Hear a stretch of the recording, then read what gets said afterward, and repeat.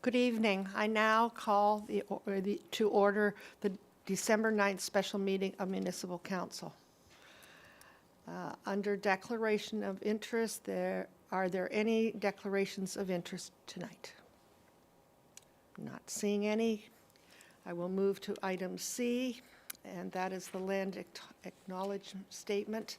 The town of East Gwillimbury recognizes and acknowledges the lands originally used and occupied by the First Peoples of the Williams Treaty First Nations and other Indigenous peoples. And on behalf of Council, I thank them for sharing this land.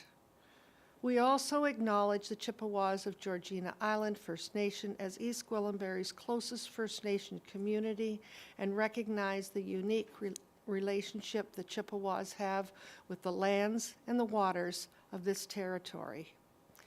They are the water protectors and environmental stewards of these lands, and we join them in these responsibilities. Item D are deputations. We have no deputations this evening. I'll move to workshop, YorkNet presentation, and update from YorkNet. Could I have a mover and a seconder, please? Councillor Leahy. And Councillor Johns, I'm happy to second that. Thank you very much. All those in favor? The presentation will start at this time.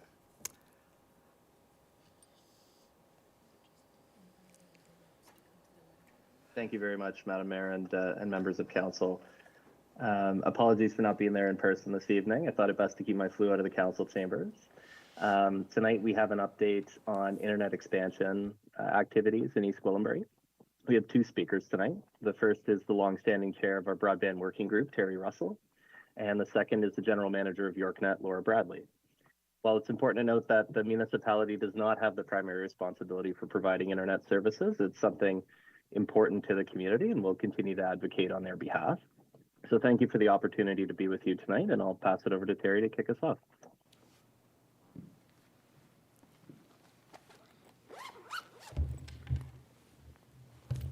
Well, thank you and good evening, Madam Mayor, members of council, members of staff, ladies and gentlemen.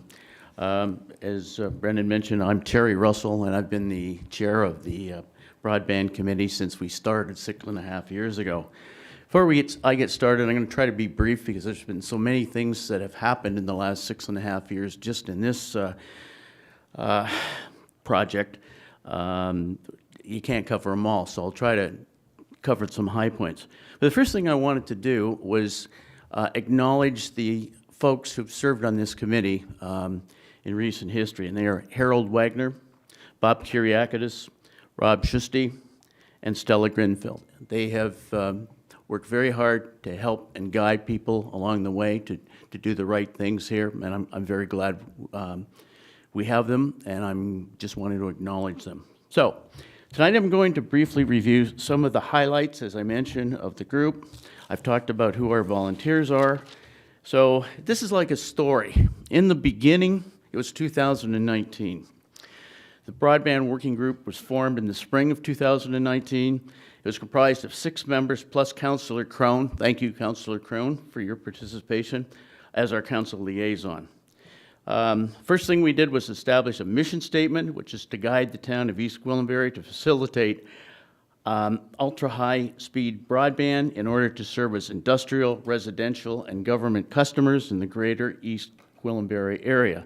And 6.5 years later, that's still the mission and the mandate. After we had done that, we created a strategy action plan with the Economic Development Group for the committee to organize and move forward. Strategy action plan is a good way of saying seat of the pants, we're not sure what we're doing, but we'll figure it out and do it anyway, which we did. So the first task we had was to determine who should we approach. This included Bell, Rogers, Vianet, Rural Wave, which now belongs to Rogers, FiberSpeed, YorkNet, Clear Cable, ExploreNet, and NV Networks, which is now Telemax in Newmarket. And we talked to everybody possible and everybody that would speak to us. As you can see, a bunch of changes have taken place since then. So we weighed the pros and cons of working with the ISPs or starting our own internet service provider. After weighing the pros and cons of both options, we recommended working with ISPs to council, and that was the right decision. I'm so glad that that's what we decided to do and how we moved forward. So we got a favorable response from Bell, which included expanded coverage. And the important thing here, because this was our first big win, was that the town ensured that the internal processes to do all this stuff worked and didn't take forever. We speeded things up, speeded up the process, streamlined stuff, made it quicker, and this was also with the support of the ACDev department. So Bell really appreciated the improvements, and they engaged with us to the tune of $22 million in 2022. That was very, very significant. Of course, along the way, no good project can be successful without having a natural catastrophe on your hands, and it was called COVID-19. So in 2020, it hit, and the need for broadband services became more urgent. All the things that we talked about in our mission statement were happening in reality. I'm sure some of you as staff members remember trying to work from home with your slow up internet speed and trying to go to Starbucks to make things work so you know what you were doing. And that applied to other things as well, the medical community, the education community, and business period. So that put a bee in everybody's bonnet to make this stuff move forward. In April 2021, Amadio Bernardi joined us as our consultant and provided many key contacts in the industry, plus his own expertise. Very, very helpful. Now, this is a mouthful, but the Canadian rural and remote broadband community, which Amadeo runs, held seminars which put us in touch with towns and with towns with similar ideas and issues that we had, and this was very important and very helpful for us to gain our knowledge so that we knew what we were doing. See, that's what strategic plans are all about, is looking like you know what you're doing. Anyway, unfortunately, in 2023, Bell fell off the radar because of CRTC ruling. Bell stopped their rural internet build as they would have to provide fiber to competitors, takes away their competitive position, and they don't make any money. So fortunately for us, YorkNet stepped up. We had originally met with YorkNet and built a relationship with them and their ISP partner, Galaxy. By February 2001, we started working with YorkNet, and our relationship is going very well. Brendan Kenny joined the ED department in 2023, and his expertise has been very invaluable. You didn't know you were getting a plug, Brendan, but you deserve it. Back to those words again, through the Canadian rural and remote broadband community, we have met people like CRA, C-R-A, which is the Canadian Internet Registration Authority.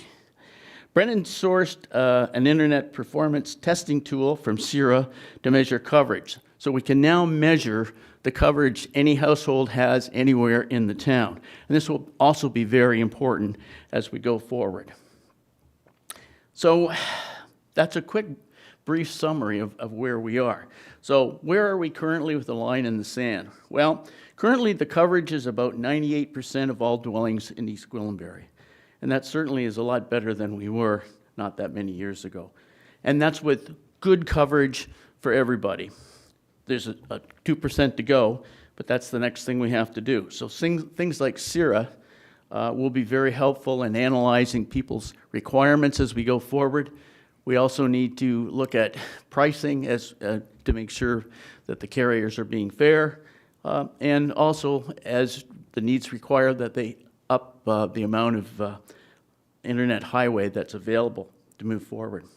So that's where we are today. That's a simple, I hope, 5-minute conversation as to where we've been. Our job, which was to scramble and get things started from the beginning to get to where we are, is now done.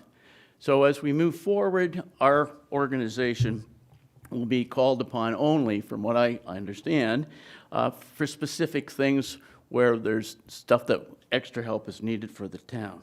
So that's where we are today. And before I turn it over to Laura, are there any questions or any other comments I can handle for anybody? Silence is golden. Oh, I'm not seeing any, but thank you for your portion, and I have one member who is remote tonight, Councillor Leahy, and I'll ask her to ask her question if she could, please. Thank you very much. Through you, Madam Mayor, to our presenter, Mr. Russell. I want to thank you, Mr. Russell. When I first joined council, internet was of a major concern, and I recall vividly that we had a great conversation. You explained all of this to me, all of the different partners and people involved, and so I really appreciate all of the work you've done over the past 6.5 years. And so I had a follow-up question with regard to the internet performance tool that Brennan sourced from CIRA. Could you tell us a little bit more about that and how residents can gain access to that tool, if it's free of charge, how they can go about testing their internet performance if they're interested in finding out about that? it is free of charge. If you simply go on the CIRA website, they'll give you the information to log on, and on the spot you can check your download and your upload speeds. No charge. Okay, thank you very much. You're welcome. Thank you. Are we done? Mr. Kenny has a question. No question. Just thank you very much, Your Worship. Wanted to follow up on that. So you'll actually see we're working with communications in the new year where there'll be a formal launch of that speed test tool. And so there are multiple ways that we'll distribute that message throughout the community. It is free. There is a specific EG portal that people will be able to go on. The most important thing for us when we're assessing and being able to advocate for internet speed is timely and reliable data. And so there are many impacts to that data, how old your device is, where you are in the house, where you are in EG, and many, many other things. So even if you've done a speed test a year ago, 6 months ago, we ask that people continually speed test to give us that data so that we can advocate to get to that 100% goal. Thank you. I have another question for you from Councillor Roy DeClemente. Thank you, Madam Mayor. More just a comment. When we were working on establishing some baseline testing, we did have the community do some of that CIRA testing and performance testing. So it might be helpful to have some of that information from when we were creating the business plan and starting this conversation to see where we were starting from and now where we are. I know we've made dramatic progress, and so it might be helpful for us to pull up that old data and cross-reference it. So thank you, and thank you, Mr. Russell, for the work that you've done. Pleasure. Thank you. Any other questions? I'm not seeing any at this time.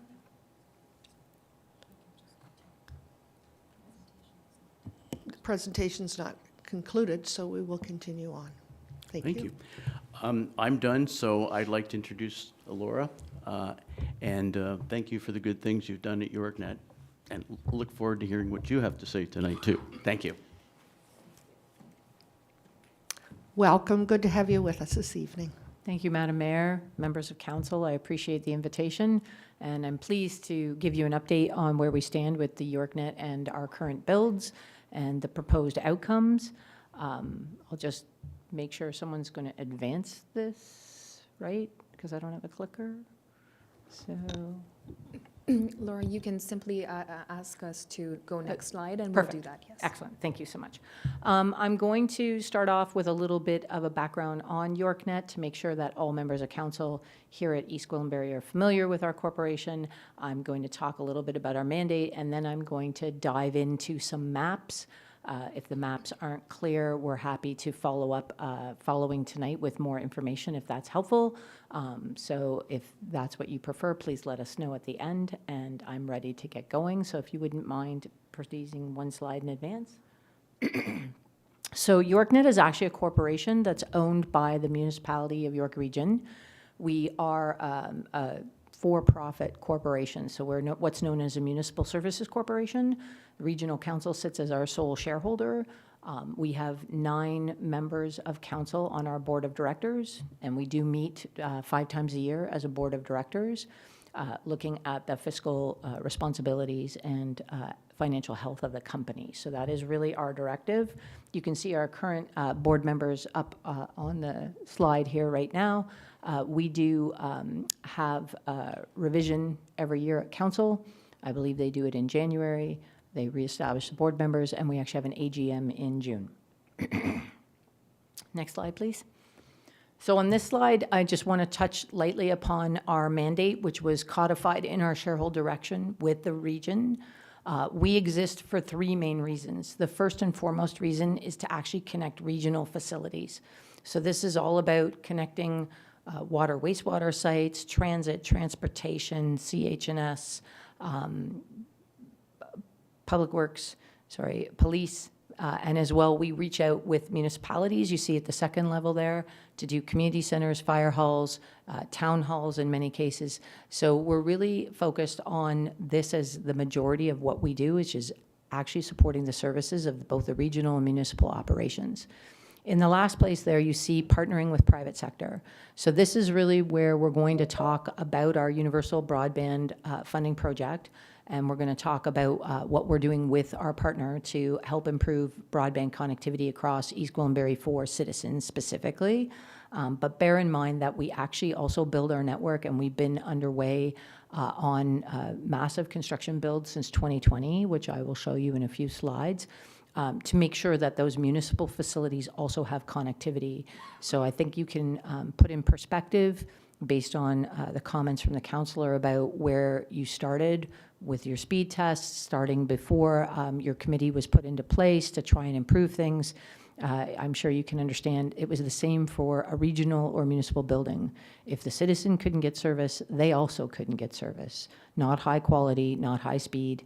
This was starting to have an impediment upon operations. And this is really what the company was founded for in 2018, was to actually ensure that we had good connectivity across the region and the municipalities to make sure that the core services that we deliver to the citizens were able to be functioned within the context of the 21st century.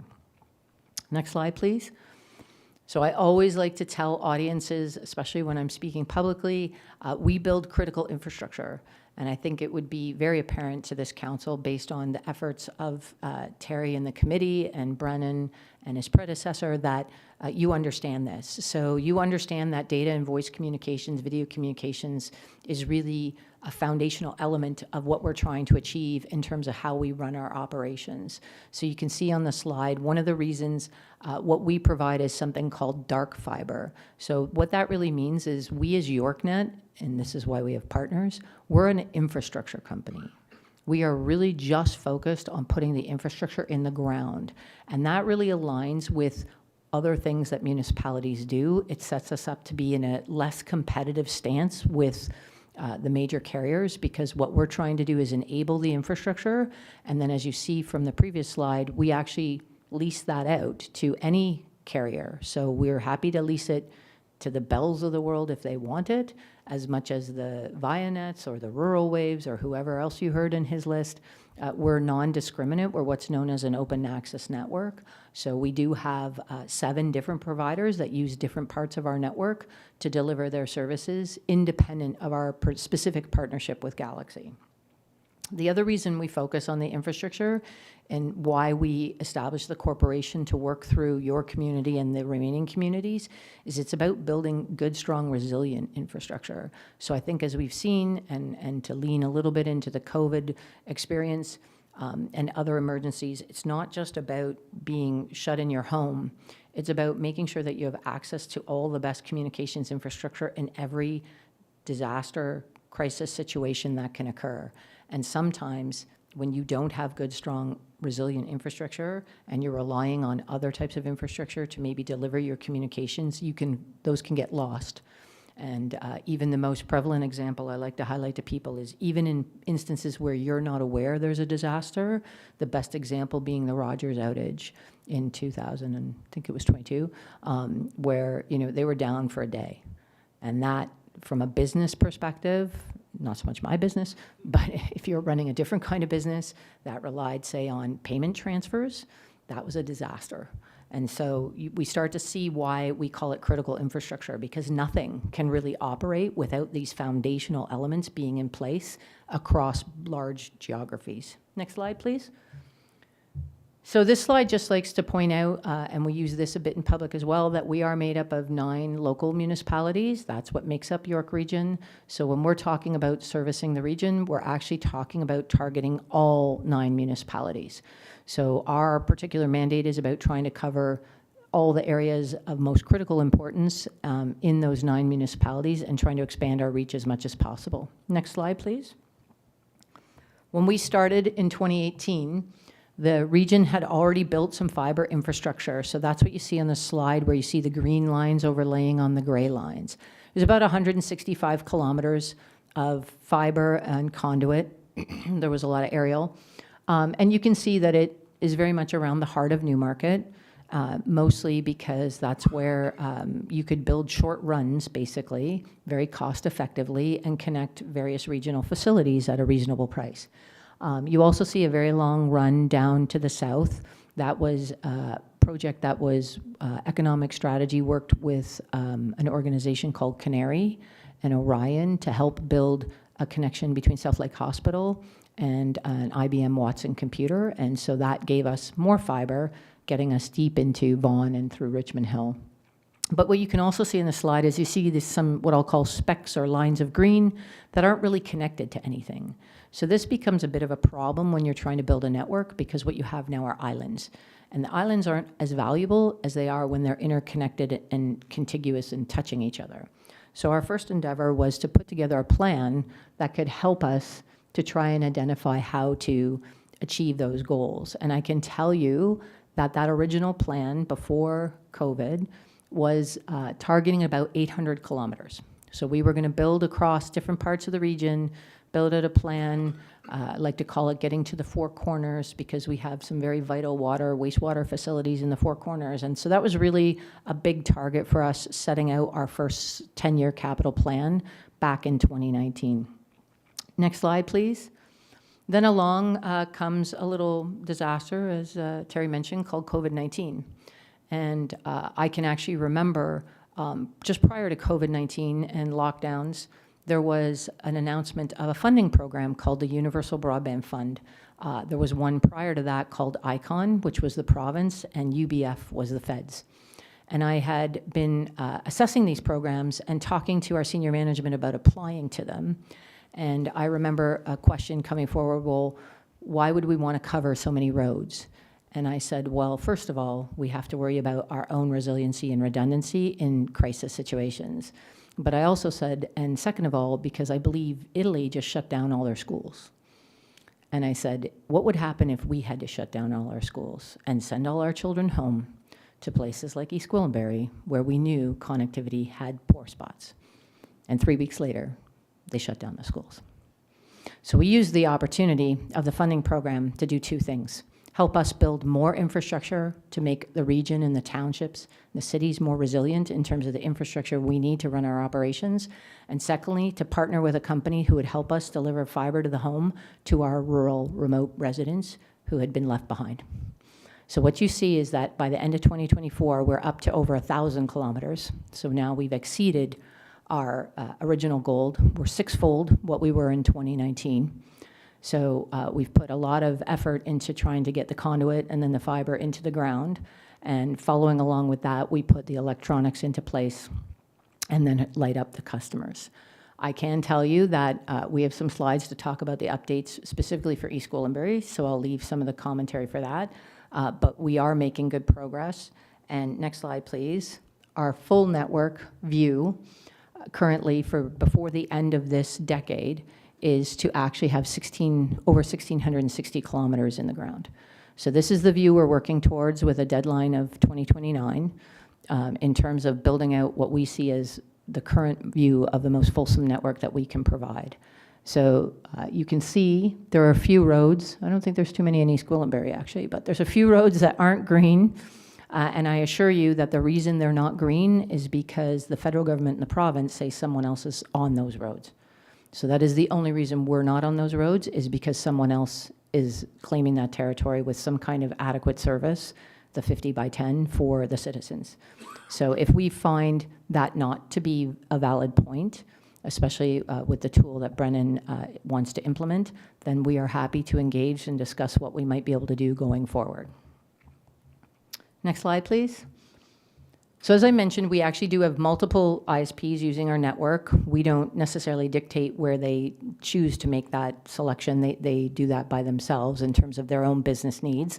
And some of them are using that network to service citizens or businesses. In order to get access to both the ICON and UBF funding, however, we had to have a partner who would deliver internet service provider services to end users. So after going through several different methodologies and talking with the industry, engaging with different partners to come up with solutions, we actually ended up with Galaxy, Community Network Partners, Inc. is actually their parent company. But Galaxy Fiber is the marketing phrase that you'll see in the marketplace.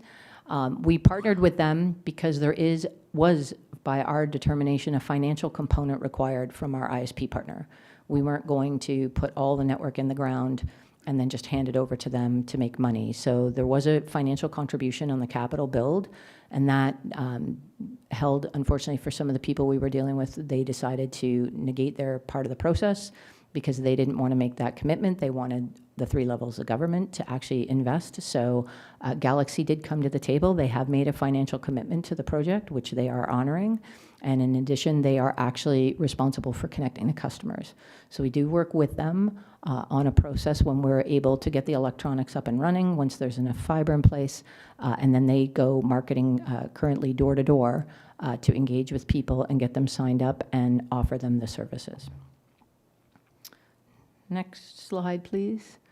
So I am going to highlight in the next slide some very specific elements for your community, East Gwillimbury, and talk a little bit. We have had some challenges, so I'm not going to try and tell you that it's on schedule the way we wanted. We've had some challenges. There's been some rail issues, unfortunately, here in East Gwillimbury, with not just permits, but some flooding, and having to go back to CN and get a new permit and redesign that. So that took a little bit of effort. We've also had a few instances where, because of the delays we've been encountering, your Public Works Department has proceeded with some bridge replacements and road activity. So we've been in the process of negotiating time and space. So we're working through that with the team. It's all going very well, but it does cause us sometimes to end up being delayed a little bit in terms of getting some central pieces in. However, I can tell you that several of the locations we're trying to build to in East Gwillimbury are our highest priority right now, because we have a lot of pieces at play and we'd like to get them connected and operating. Next slide, please. So as you can see on this slide, you actually do have over 1,000 UBF eligible homes. So East Gwillimbury is one of our highest target communities in terms of the number of eligible homes that were identified via the program. We are constructing or going to construct over 227 kilometers just in East Gwillimbury alone. We have established through some help with the Ontario government, a new collaboration for the rail permits. One of the things about being a leading project in Ontario is we've encountered some of the operational issues earlier than some of the other carriers. So we were the first ones that encountered some issues with hydro, not on poles, because we don't build on poles, but because everyone else was so focused for 18 months on getting access to poles and making it economical and finding innovative solutions, nobody remembered to go knock on the door of operations, who are the people who drive the actual electrical connection to the box, and make sure that they were aware of the program. So we worked that through early this year with Hydro and got a tempo in place. So we worked directly with Hydro One to make sure all of our boxes can get lit up on time. And we've also, starting this fall, built a new collaborating model with the rail permits because unfortunately they don't have enough flagging resources. So that's becoming a bit of a crisis for us to get we can get our permits, but we can't always get a hold of the flagging resources which are required to help us put the crossing into the ground. So we've worked on a new model with them to help us do that. We have, I believe, 5 fiber hoods in East Gwillimbury. We've activated the first one, so that's excellent news. And we look forward to activating the others into 2026. And in addition, we have 9 municipal connections that we work with your IT team to be able to deliver connectivity through their network to the libraries, fire halls, and the remaining locations that you have. Next slide, please. This particular map highlights just East Gwillimbury. So what you can see on here is, again, some different colored segments. And so where you see all the yellow, if you can make that determination out, that's where we've already installed the conduit, which is most of the heavy lifting in the construction component. And we're working on installing the fiber and getting the splicing underway. So this is much more of a manpower activity. It goes a little bit quicker than the actual construction, but it's still, now that as we head into winter, it still takes a little bit of effort because the splicers have to work in their vans during the cold. Where you see the red is where we're building out. So these are segments identified right now for 2026. We're actually working with our contractor on the actual timing of all of those red segments to determine whether they can make them all available within 2026. And we hope to have that nailed down by the end of January. Where you see the blue lines, those are what are labeled as future network segments. So these are segments we have identified as part of our 1,660 kilometers before the end of the decade. They're just not part of the funding program from the provincial and federal government. So we put those as a lower priority so that we can concentrate on meeting our obligations to the government. Next slide, please. We do operate a webpage on york.ca, so YorkNet at york.ca. Or YorkNet.ca.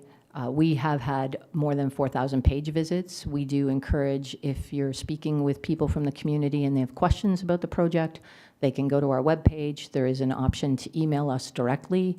We do have staff who monitor that email box daily. So typically, unless it's a big problem where they might have to come back and talk to the construction team, they typically respond within 24 to 48 hours, try to make sure people have the information that they require. And it does also highlight some of the mapping, as well as whenever we're going to turn a new location on, we try to put that up on there in advance so that people can see that they're part of a fiber hood and that that fiber hood is coming in terms of the upcoming dates. Next slide, please, if you wouldn't mind. So lastly, I'm just going to talk briefly about expansion. So as you can see, we started small. We had a big dream. We're actually starting to deliver quite satisfactorily on that big dream. But we haven't decided that at the end of the dream that it's enough. So we are currently undertaking aspects to consider what might not be done, whether that's in East Gwillimbury or other parts of York Region. We're also looking at opportunities for the future. So for us, one of the big opportunities is in development.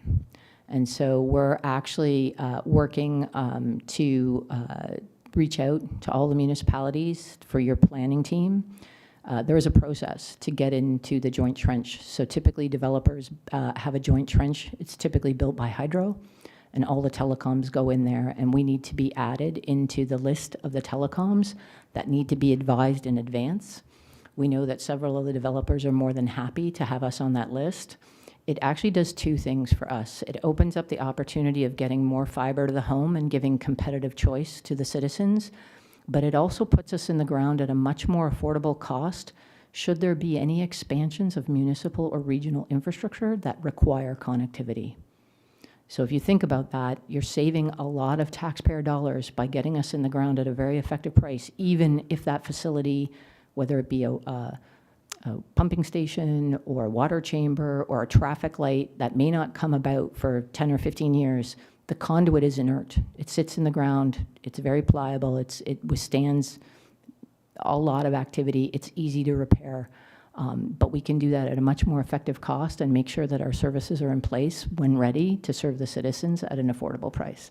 So that's really one of our most major focuses for next year, is to launch into working with the planning departments to make sure that we get on those lists and we can start looking at expansion from the development point of view, as well as looking for any areas that have been left behind. Next slide, please.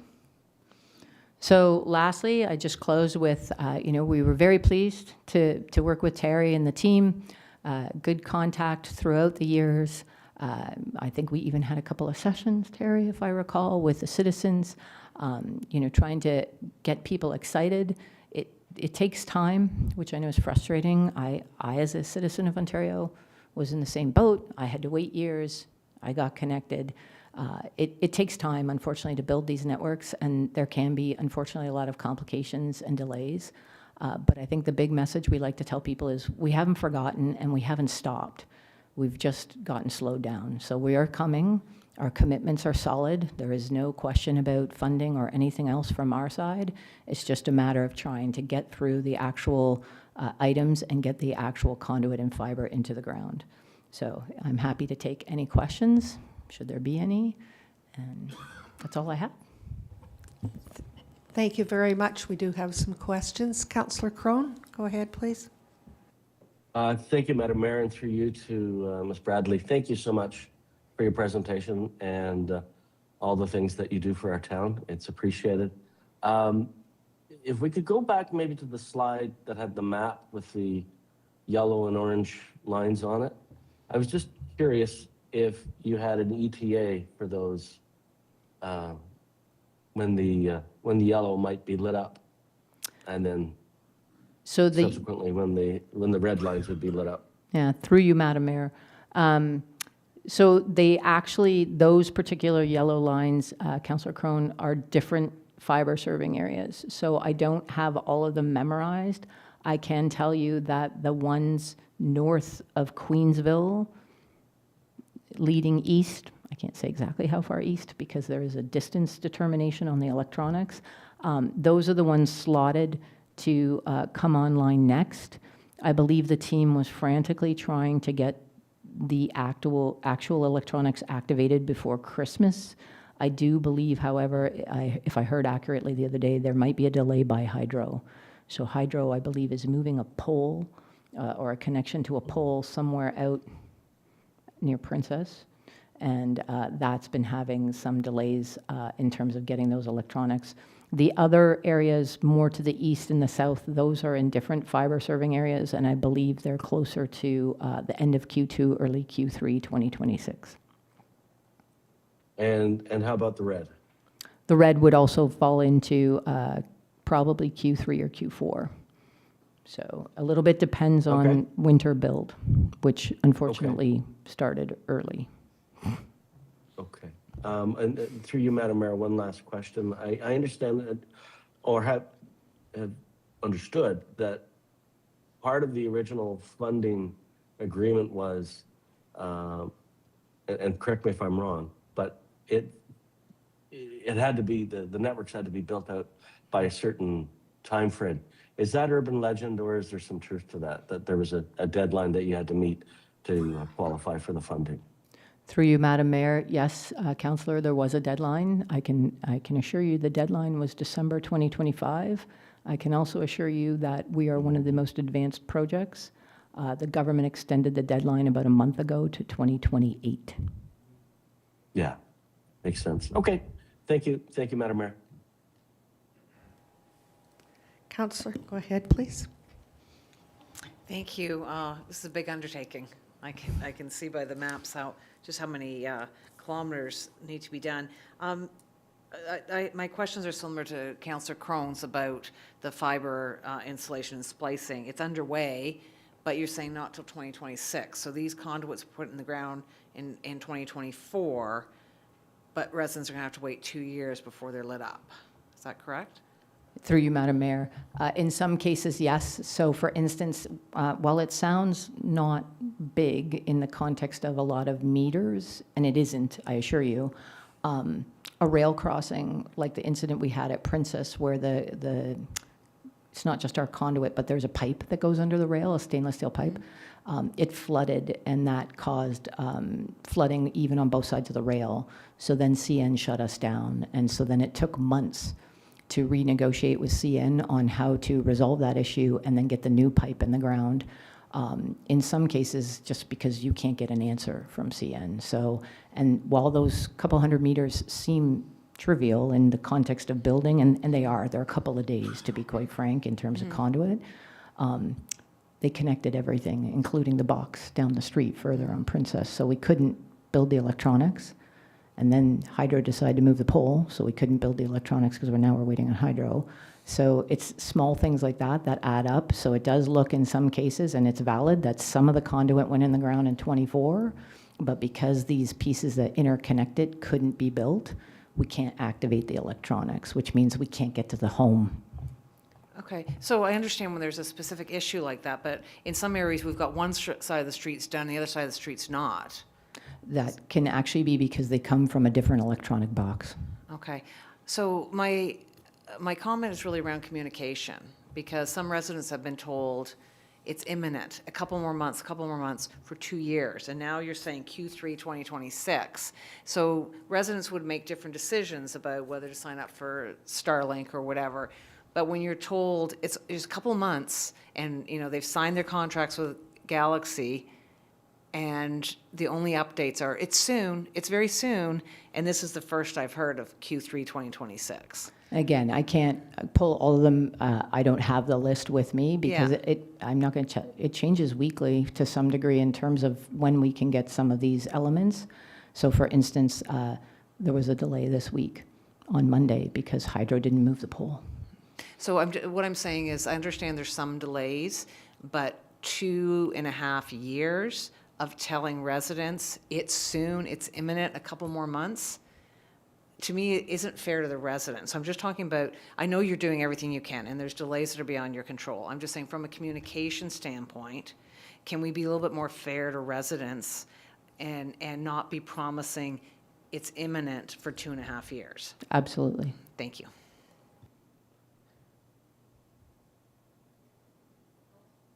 Sorry, Counselor, go ahead, please. Thank you.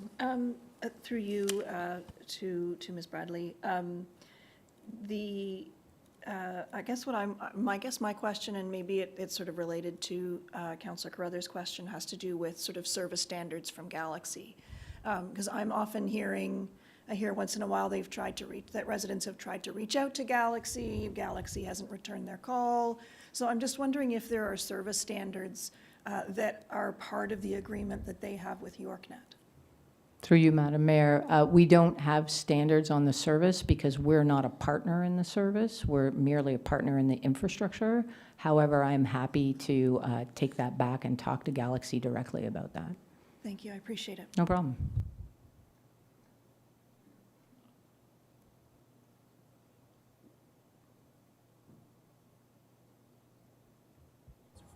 Counselor Foster, go ahead, please. Thank you, Madam Mayor. So I had some questions, but your presentation was great and you answered my questions, which is good. So again, thanks for the presentation. The only thing that I will say is, communications is always the best thing to let our folks know what's going on. But having said that, I know that we're moving the right way with what you're doing and what Terry's committee has done over the past. I'm certainly not getting the phone calls and hearing like I once did. So we know we're certainly on the right track. So thanks. Thank you. Counselor Foster, go ahead, please. Thanks, Madam Mayor.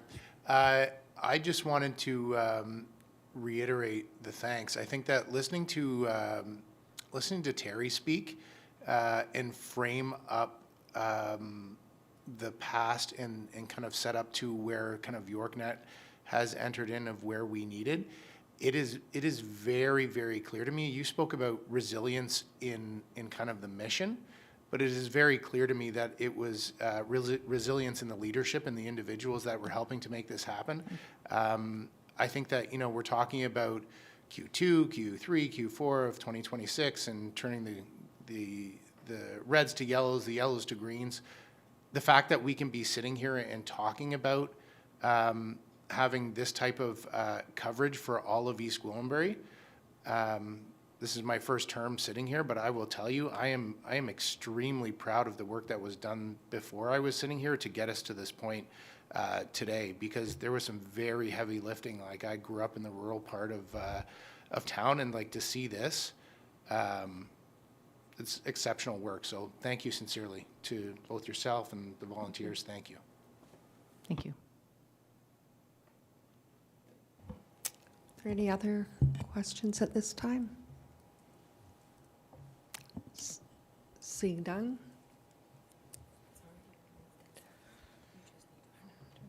So we have already, it's already been moved and seconded, and I will just read, be it resolved that the YorkNet presentation dated December 9th, 2025, entitled An Update from YorkNet be received. All those in favor? And that's carried. Before you go out the door, just a thank you from all members of council and staff for the amount of work that you've done for our community. It's recognized, and we would like to recognize it as well for you. Thank you so much. Thank you. Thank you.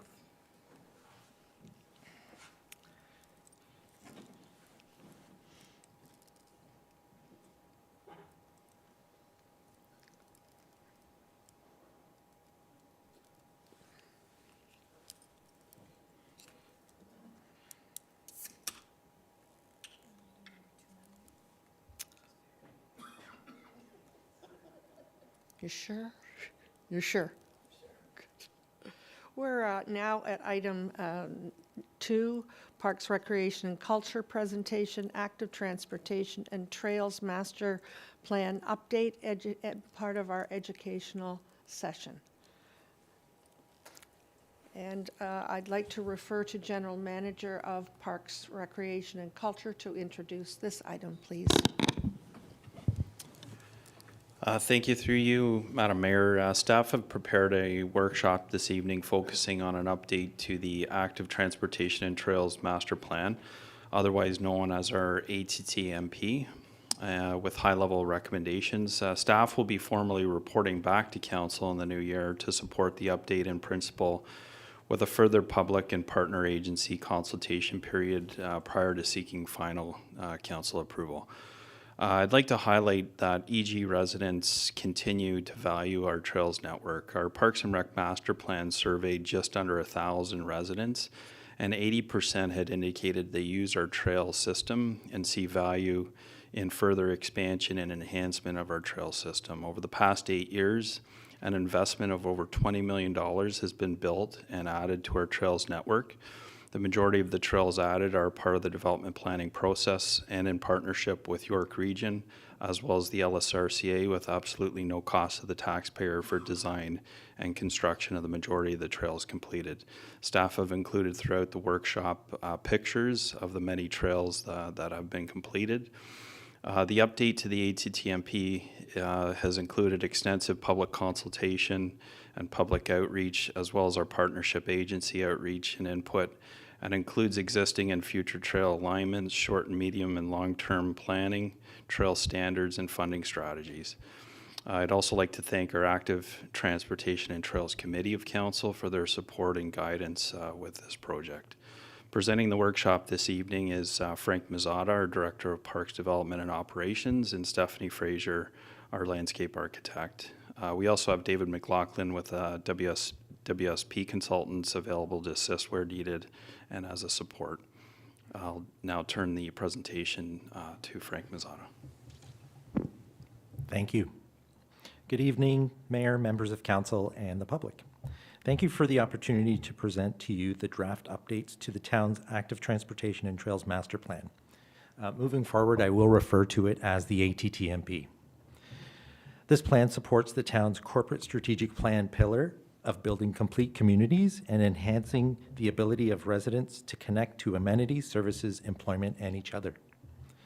Today, Stephanie Fraser and I will be sharing details of the work completed to date, including next steps that will support advancing the updated ATTMP within the next 10-year horizon. Next slide, please. Active transportation can mean many things to different people. Staff have defined it as the means to move around using human power.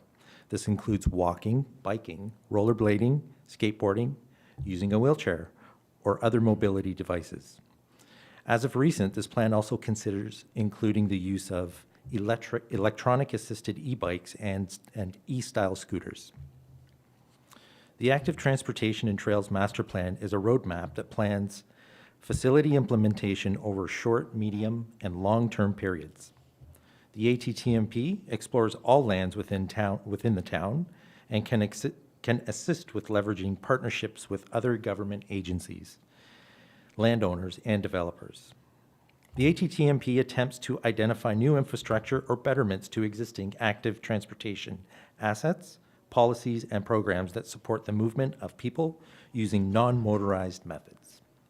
Next slide, please. So we're going to get into a little bit of history.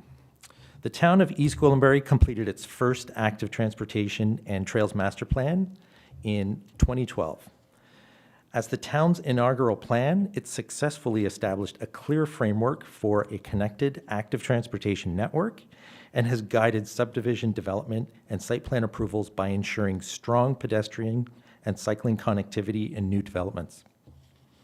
The original master plan provided recommendations on network design and implementation in several key areas, including establishing a connected and cohesive active transportation network, outlining design considerations for trails, cycling routes, and pedestrian infrastructure, supporting policy development to enable a more walkable and bike-friendly community, promoting education and outreach to encourage active modes of travel, and identifying a phasing strategy to guide implementation over time.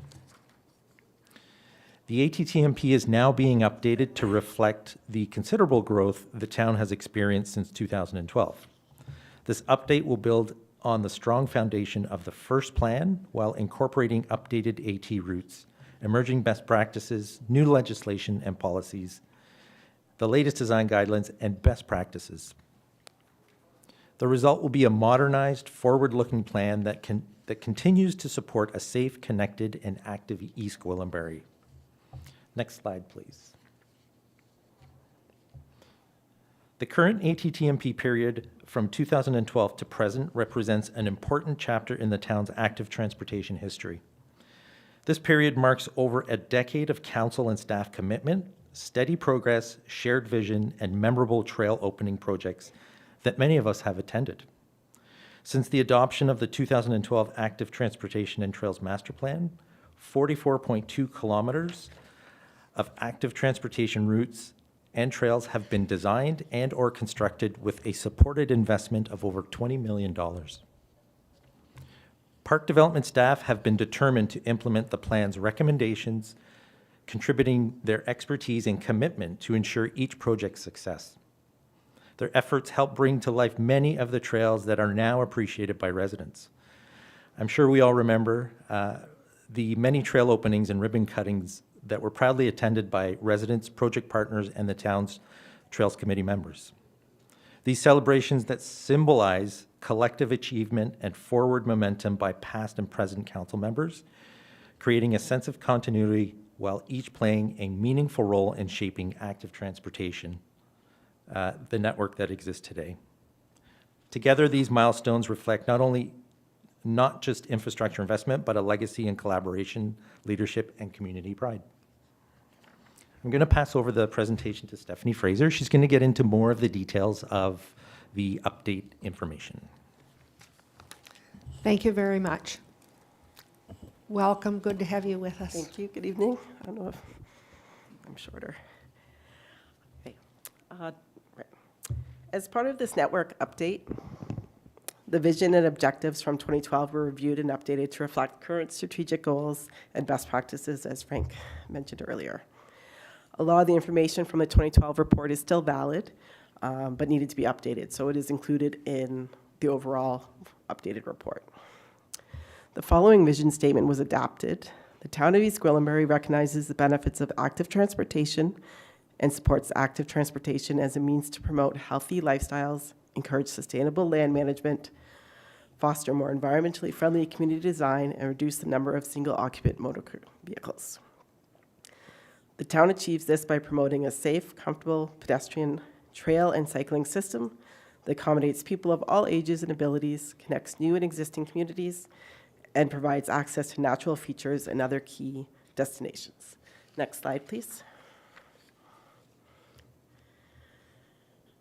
The objectives for this study support to support the vision include continue to engage with East Gwillimbury residents, council, York Region, Lake Simcoe Region Conservation Authority, and other partners that could have a role in facilitating and promoting active transportation and trail use in East Gwillimbury and the surrounding area. It builds upon, enhances, and improves connections to existing and previously proposed active transportation and trail facilities in the town, including those proposed in secondary plans and draft plans of subdivision that have been approved or are currently in the approval process. They identify potential future trail corridors that are currently on private property as desire lines that might be considered in the future if opportunity arises. It develops an implementation strategy that identifies priorities and estimated capital costs. Best practices in trail signage has also been developed that can be implemented by the town of East Gwillimbury. Next slide, please. An important component of the Active Transportation Trails Network update was engaging with town and regional staff, council, residents, and the Active Transportation and Trails Committee, as well as other partners and agencies. The involvement of these different interested parties helps foster a community for active transportation and build momentum for the plan. The AT and Trails Network update team met with the town's Active Transportation and Trails Committee at the start of the project to review the scope of the study and to identify preliminary opportunities and constraints. The team subsequently met with the committee again to get feedback on the existing and previously proposed network. These maps were also shared on the town website for comment via a link to a Miro whiteboard app. Miro allowed users to view the maps, zoom in, and provide comments directly on the maps. Public in-person information centers were held September 14th, 2023 here at the Civic Center, September 20th, 2023 at Holland Landing Community Center, and September 21st, 2023 at the Mount Albert Lions Community Center. The sessions ran from 5 p.m. to 8 p.m., and the main objective of the open houses were to provide an update on the master plan development process, key findings, and next steps. They identified planned AT&T projects for short-term, medium-term, and long-term implementation, and highlighted proposed changes and modifications to the 2012 ATTMP. Altogether, there were 38 residents who participated in these open house events. Next slide, please. Documenting the feedback, comments, and ideas gathered throughout the consultation engagement process provided valuable highlights that have shaped and informed the ATTMP and helped inform the development of recommendations that reflect the values and interests of the community. We heard comments about network connectivity, including the need for creating loops or exits in trails to make them more walker-friendly, as some trails are quite lengthy. Consider the addition of a connection or bridge to provide new residents in the Holland Landing development with access to the Nokita Trail, to create safe trail connections to each town within East Gwillimbury, as well as neighboring towns. There was a desire to create connections to any new community centers built. We received feedback relating to route improvements, such as the desire for safe, separated, multi-use trails for pedestrians and cyclists, rather than sharing and crossing roadways. There was a desire to expedite completion of trails and linkages that connect to the Lake Trail, and a strong desire for Yonge Street to be made safer for pedestrians and cyclists. There were requests for signage, including wayfinding, courtesy, and bylaw reminders. A family of signs was designed and installed on a number of our trails throughout the town as part of this work. Next slide, please. So the network development process for updating the town's active transportation trails network was a combination of technical assessments and consultation with partners, residents, and town staff. This process is also consistent with the Ontario Traffic Manual Book 18 for cycling facilities. There were a number of steps taken to develop a network of trails and active transportation routes. Step one involved identifying existing conditions and routes that have been proposed in the past. Step two identified a list of route selection criteria to help select, assess, and refine potential new routes. and prioritize future investments. The route selection criteria inform the selection of routes that should be a part of the town's active transportation and trails network.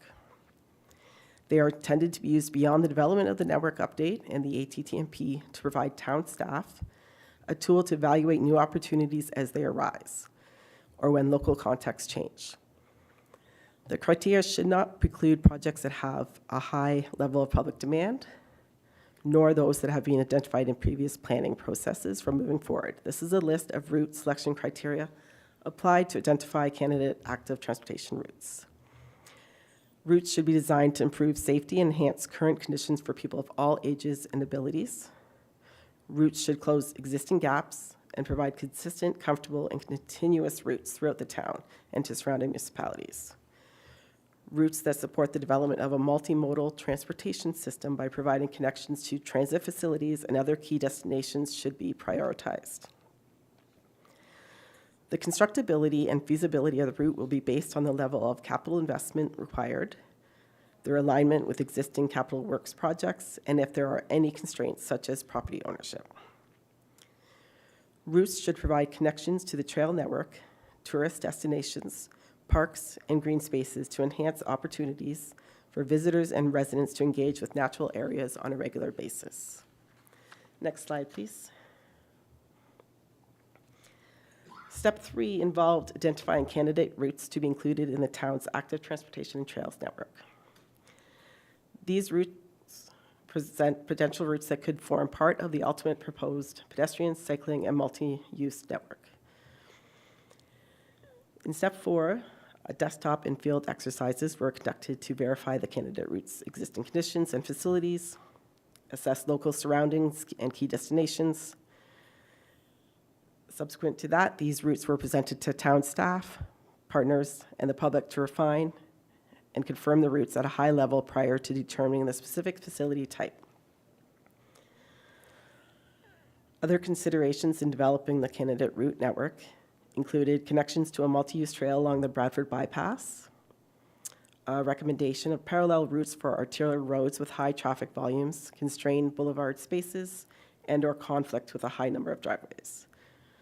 Opportunities for trails along hydro corridors were explored for recreational connections, as well as potential upgrades to facility types for continuity, with new proposed routes recommended as part of the East Gwillimbury Transportation Master Plan.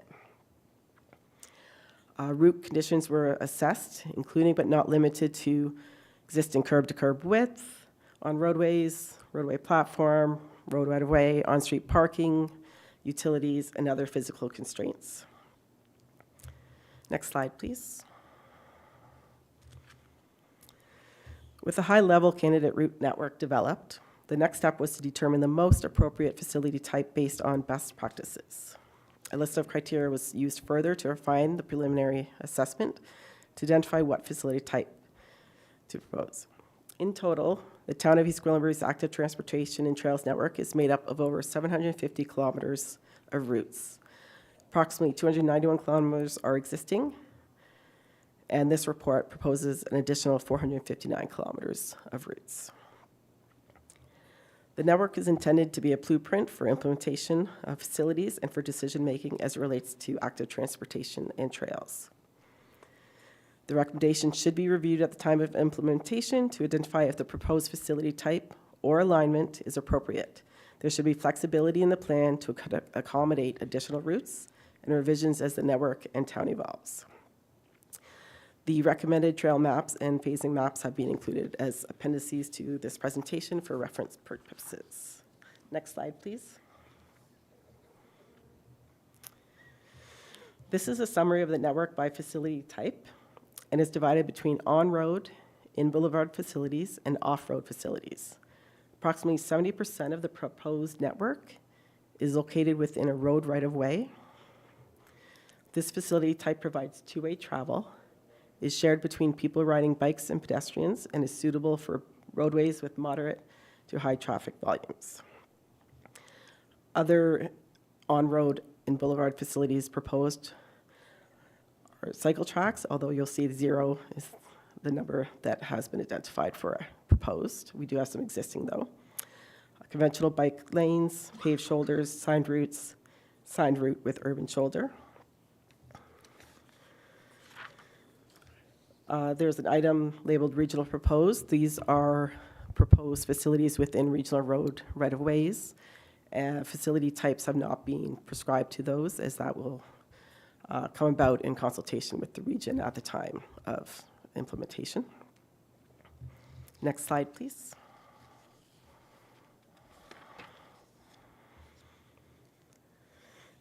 To achieve the proposed pedestrian cycling multi-use networks, financial investment and other resources need to be strategically allocated. The strategies included in the study are intended to inform decision-making on active transportation policy and planning processes while being flexible to adapt to changes in active transportation trends or other opportunities that may arise over years as the network is being implemented. Sorry. Short-term timeline is 0 to 5 years and includes low investment projects such as signed bike routes or adding painted bike routes to existing streets. Medium-term encompasses routes that require additional studies prior to implementation. These are projected to occur in 6 to 10 years. Long-term goals for 10 to 20 years and beyond include desire lines and routes that require coordination with other agencies before they can proceed. Next slide, please. High-level costing to implement the updated active transportation trails network was developed to help inform future capital budgets. This slide highlights the costs associated with construction of a few of the facility types. A question we are asked quite often is, why don't we light our off-road trails? Lighting a trail and keeping it lit are not only expensive, but they can also have negative impacts. Where pedestrian activity at night is not desirable, such trails lighting may increase risk to citizens by providing a false sense of security. Lighting in natural areas can impact wildlife, and typically there are alternate lit routes available on nearby roads. And I will hand it back to Frank. Thank you. Thank you, Stephanie.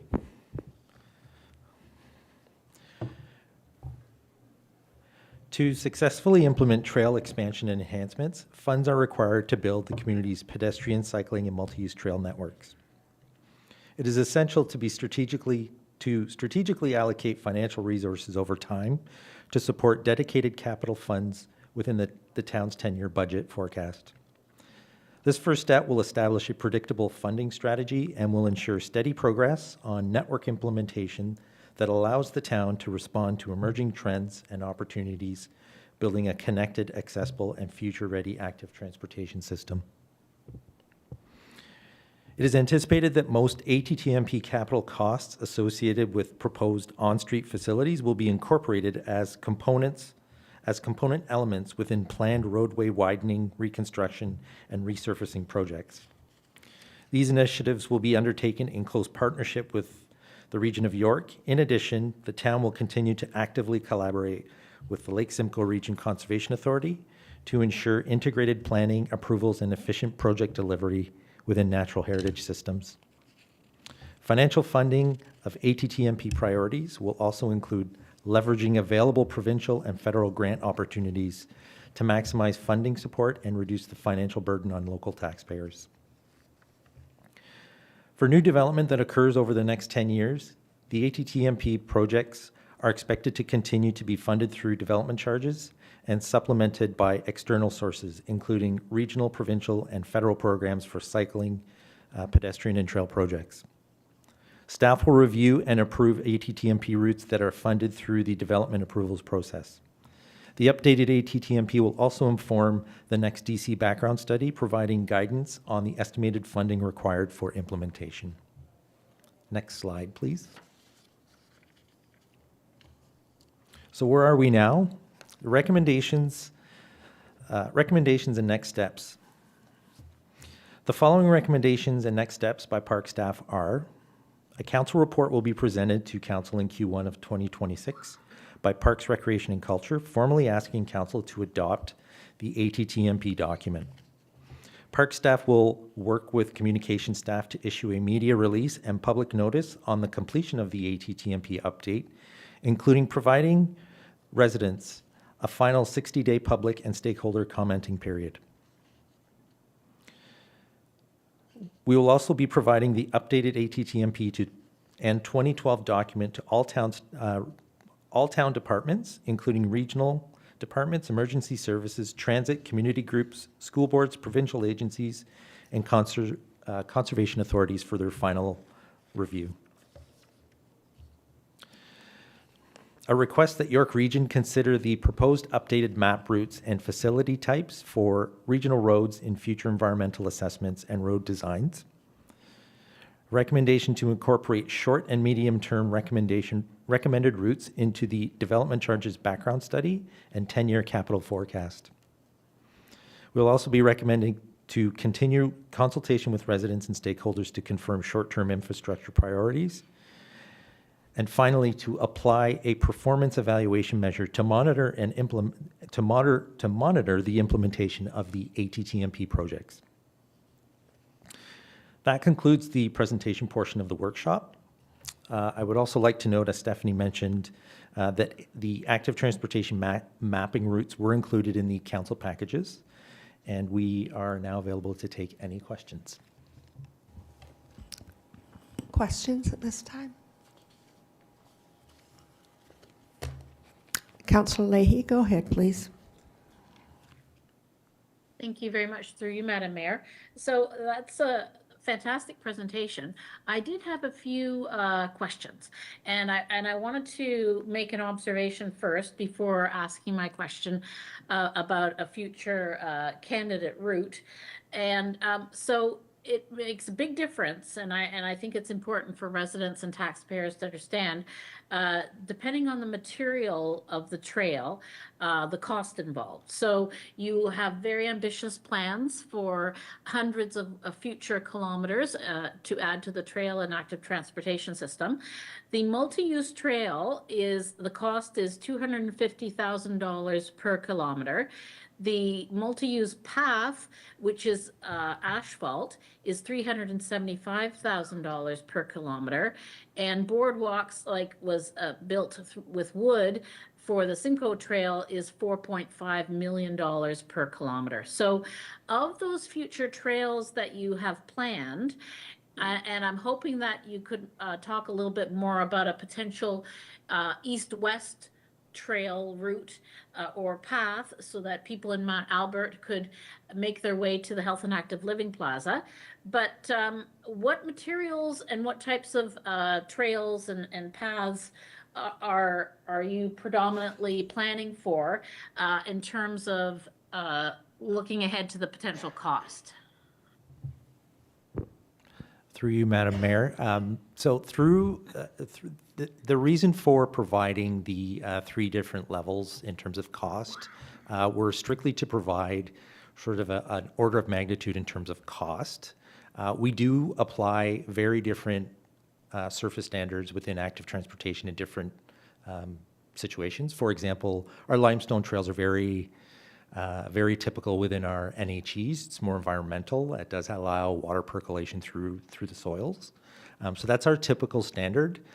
When we get into boardwalks, typically we would only install boardwalk within areas within regulated lands of the Lake Simcoe Region watershed. If it is required, we would comply with permits to actually install that. It is a very expensive option. However, we do, in some cases, environmentally have to provide that. So I believe the next question was related to connectivity to Mount Albert. It is a priority of ours, and it is identified as a candidate route along Mount Albert Road. The route is the obvious one, and that is the one that does connect, so it would be within a road right away. We do all understand that it is a regional road, and any upgrades along Mount Albert Road would include our request to York Region to include some sort of active transportation. At this point, we haven't seen any upgrades along that stretch. That's really the reason why we haven't seen anything built to this time.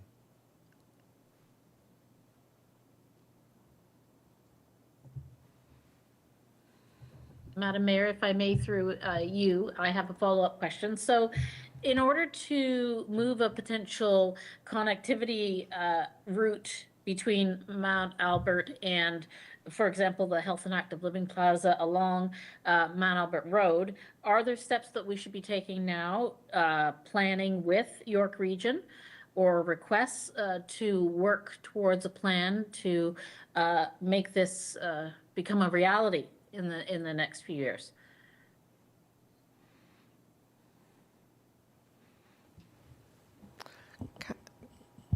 Mr. Carmenson, please. Thank you, through you, Madam Mayor. The first step is to have our active transportation master plan updated, approved by council, and then after that approval, we would provide the approved document to the region, and that informs future roadworks that would include that connection between communities. So the first step is the guiding principle document, that is our master plan, getting that update approved. We have been in consultation with our regional partners, and they are well aware of that candidate route and the desire to have active transportation and some type of a multi-use path or trail connecting the communities. So to answer the councillor's question, is the master plan is that first step to inform any future roadworks on behalf of the region. Thank you very much, Councillor. Go ahead, please. Thank you. Thank you. I just wanted to add to that, actually. The original ATTMP actually had those east-west connections in it, so this isn't anything new. It was flagged as a long-term project simply because it relies on the region to undertake a lot of that work, since it's a regional road. And it was also flagged as a long-term priority simply because it's about 15 kilometers from King Street, let's say, in Mount Albert to the Health and Active Living Plaza, which is a bit of a long walk. It's even a long bike ride. So it was flagged as something that was a longer term. So this isn't anything new. This was already in the Active Transportation Master Plan. And so I know there's going to be other questions, but at some point in the presentation, I'd like to have an understanding of what's different from the original plan. I know that our Trails Committee, and I see Irene is here, she was there when we did the original work on the 2012 plan. So I'd like to hear sort of what's different. I know things have changed, but I'd like to hear what's different, but I know that Councillor Leahy has some other questions. Thank you. Councillor Foster, I believe you wanted to speak, please. Go Thanks, ahead. Madam Mayor. Thanks to both of you for the update. This is good stuff. You'll be happy to know that even though I sat with the Trails Committee for a number of years there, I was still kind of surprised when I saw the 44.2 number. It kind of jumps off the page, which is great. Could you give us an idea, I guess percentage-wise, an estimate? I know that wayfinding signs were a big deal. It kept coming up and coming up and coming up. Could you give us an idea where we are with, I guess, a rough percentage of how far we are with the completion of wayfinding signs in your estimation? Tough question. Yes, through you, Madam Mayor. So we did roll out 3 trail locations in terms of the signage itself, the directional signage. One of them, Nikita Trail. We did Princess Street in Mount Albert, so the Vivian Creek. We also did Queensville in the new development. As a percentage, I didn't calculate percentage-wise, but I would say we are probably in the 30 to 40% range. There are several other ones we need to really focus on, one of them being Sharon Village. That's the next big one that we want to tackle. So we're getting there, but there's still a pile Yes. of work to be done, which is Correct. good. The only other comment I wanted to make was in the presentation, the kind of the explanation about lighting and that type of thing, I think needs to be front and center, maybe on some of our social media stuff. And I get the odd call with regards to different trails. A lot of it is about the bridge on Oriole Drive there. You know, why don't we put lights on there? I think we just need to get that explanation, which was very good. It's easy to understand. If we could kind of get that front and center so folks have a chance to see it on our website or social media, whatever, to kind of explain, you know, that putting a light up is not necessarily the best thing to do. But other than that, thank you. Do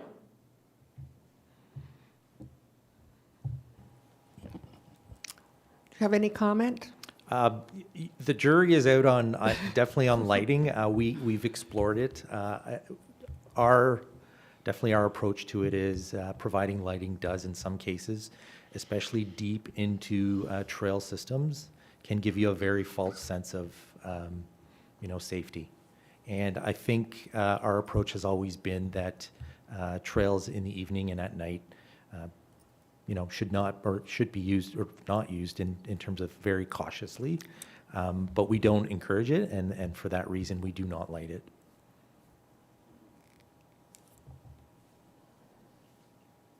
Councillor Johns, go ahead, please. Yeah, thanks, Madam Mayor. Thank you so much for the presentation. I think that the work on this, I believe, is like critically important for future generations of the municipality. I remember my orientation actually in this room, and the clerk was showing me around, and at the end of the meeting I said, where do I find the Trails Master Plan? That was on my orientation, and I remember that distinctly, thinking that this is so important for the future of our town, that something tangible that will last. It's purpose-driven. Like when you get out of bed in the morning, the opportunity to be able to touch something that's tangible, that is purpose-driven, that will make like generational impact. Like I think about this, and you mentioned at the beginning about community pride, and these trails do personify really what East Gwillimbury is through health and active living. And like, you know, Councillor Foster, you called out those wayfinding signs. Like, it is absolutely incredible when you walk in Queensville and you get to the point in the trail and it says the health and active living plaza is that way. I'm just very proud of the work that has been done so far. Thank you to you and your team. And there is a pile of work to do ahead, but the path isn't linear, so we will get there. And yeah, just incredibly important for East Gwillimbury, and thank you for doing this work. Councillor Roy DeClemente, go ahead, please, and I can, Councillor Leahy is behind you. Okay, thank you. Thank you. So I did want to echo Councillor Foster's comments as far as lighting and paving. That's one of the questions that when we start talking about the plans, that comes out. And I'm well versed in it. Part of how I ended up on this council was I started on the Trails Committee as a volunteer. So I understand the decisions behind it.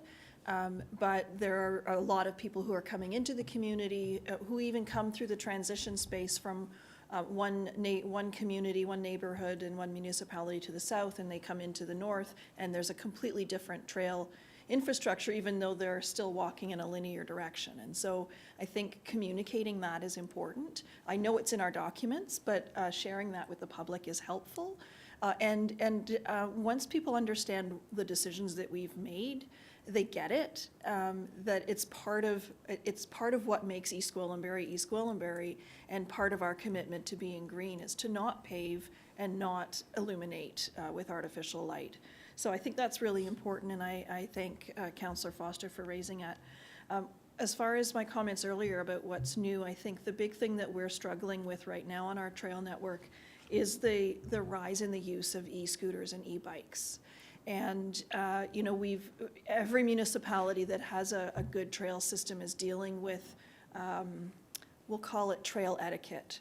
The use of bells, speed limits, safety, kids on going at high speed with no helmet, interacting with people walking their dogs or someone pushing a stroller. And I think that's something that we absolutely need to figure out. You know, even the definition of active transportation is changing. And what does that mean? I was on the Trails Committee when we discussed the use of horses and that being active transportation. And I think we've probably matured past that. But in some areas of York Region and East Gwillimbury, that is a very important part of their recreation. So, but I think we absolutely need to get the e-bikes and e-scooters defined and how they're going to be acceptable for use on our trail network. You know, there's that versus the motorbikes and ATVs, and what, is it 4 wheels? Is it a speed limit? What does that format look like? And how do we address that? Because that's, I think that right now that's the biggest thing complaint that I'm getting from residents is trail etiquette issues rather than, and safety.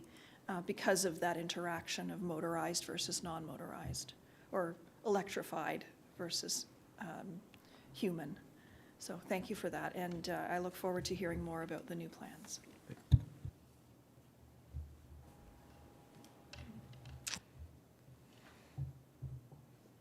Councillor Leahy,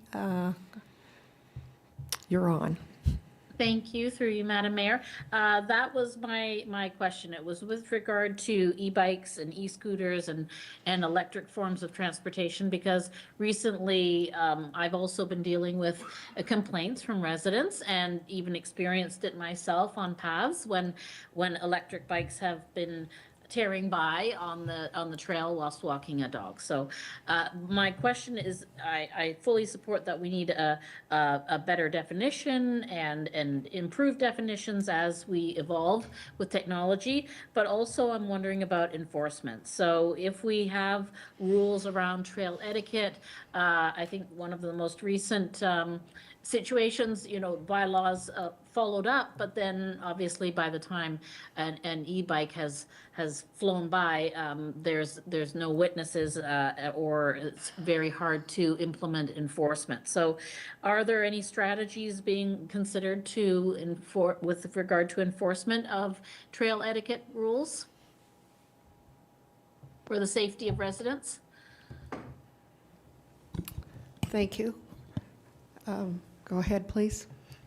Thank you, through you, Madam Mayor.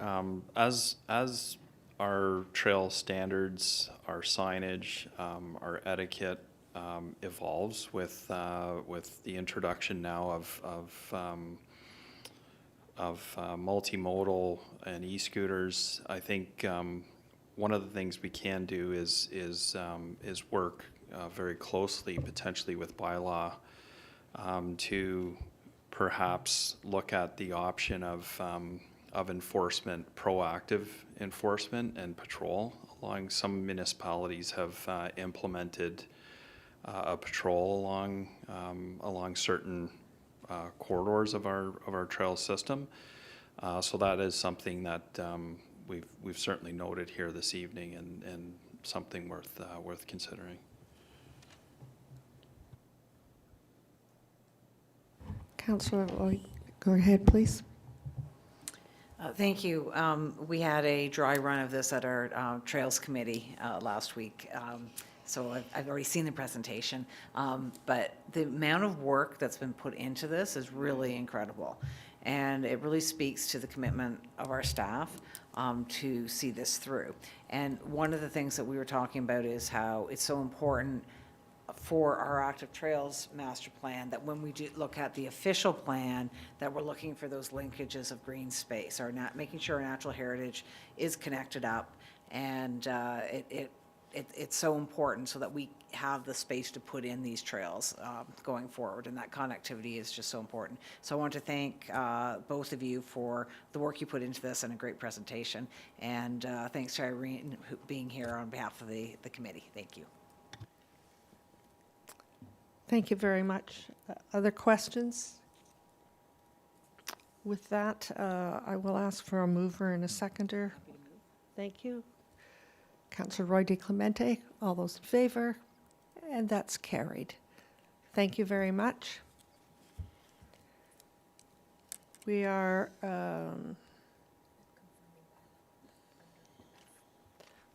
at the confirming bylaw under item F.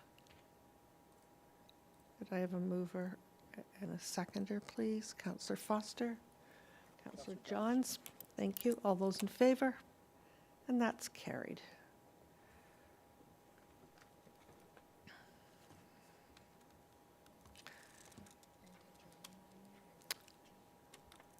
It is 7:30 PM. It seems that time has flown by with interest in our parks, et cetera.